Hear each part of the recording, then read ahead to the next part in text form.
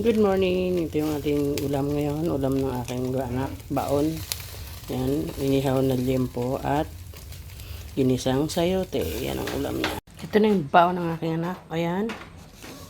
Meron akong sayote. Parang ginisa ko lang. Pero konting mantika lang. Tapos nilagyan ko lang ng pork cubes. Ayan. Sayote.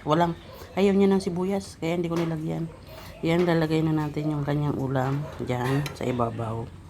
Gusto niya ganyan eh. Ito yung liempo na inihaw ko kanina. Yan, ilalagay natin dyan. Kasi yun ang gusto niya eh. Kunyari sahog daw.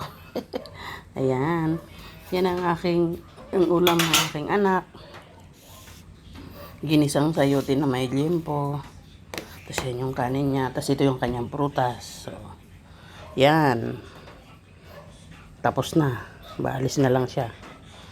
Thank you for watching mga ka-cooking.